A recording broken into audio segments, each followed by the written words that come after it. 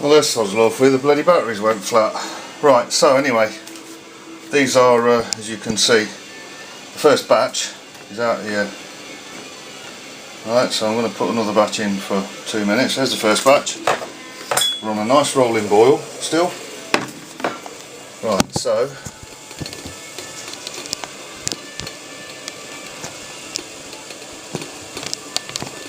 let's get some more in there.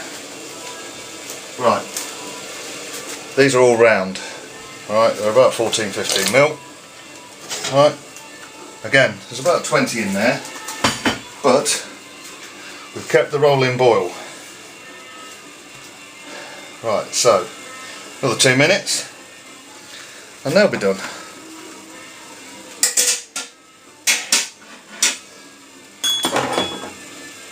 Right, so I hope you're learning from this, otherwise it's pointless me doing it, because I'm only going to come up and show you once. Right, rolling balls commence, so it's like, there we go. Right, so here's the finished article. As you can see, it's quite springy, you know, which is nice. You know, and by the time these have air dried, it'll be nice and hard. I mean, you can, let them dry for an hour or two and put them in the freezer if you want. The only thing is, if you leave them in too long in the freezer, like for weeks and weeks and weeks and weeks on end, when you take them out, they'll probably crack. Not that they're any less efficient, as long as you can keep them on the hook. And here's what I call a perfect parcel. I mean, basically I'd go through end to the end and put it on. I wouldn't put it on like that, but I'd put it on like that, so when the fish hook gets it into its mouth, that slides in like that, and when it tries to spit it, it probably will do that, which means it can't eject it as quick, so you might just get to the bite quicker and not get done by the fish. So we've got a minute to go on the boil, and yeah, there we have it, pretty much. Like I say, you don't need a lot of space to do it. You don't need immense talent to do it either. Just patience, a little bit of savvy. Right, so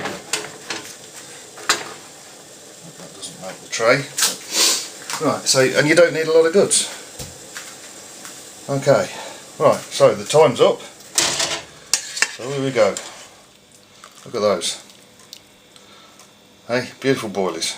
Alright, drain them off. Drop them on your paper. Don't forget to turn the old cooker off. There we see. 3, 6, 9, 12.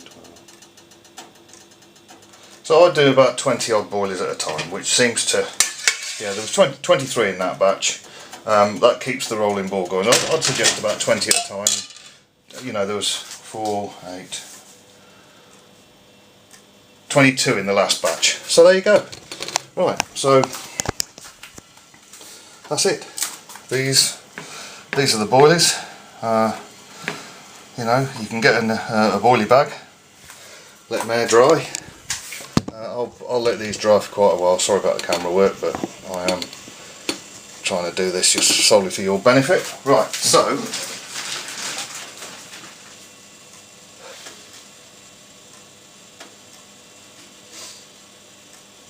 you've got a boilie bag because I gave you one, so it's just a nylon bag. I was going to get mine, but I piled stuff on it. So there you go. And of course, I've got a load more mix in here.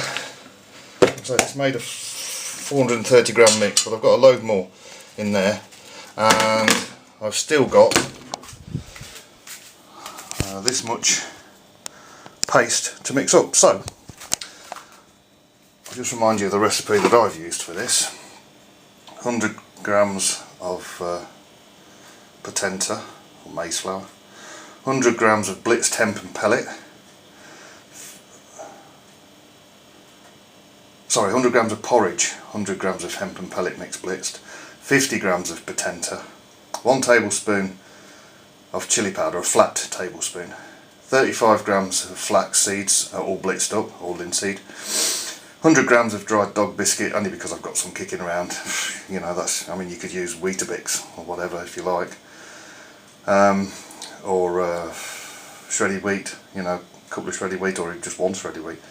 And I've mixed, that's, you know, that made me 430 grams, but this is a 150 gram mix with 2 eggs, half a teaspoon of black pepper, you know, in other words a flat teaspoon pretty much, and a tin of tuna, 2 eggs, blitzed, and then I added the colour, which was 30ml, and off you go. That Bob's your uncle, Fanny's your aunt, and there's your mix. Right mate, leave it with you. Bye.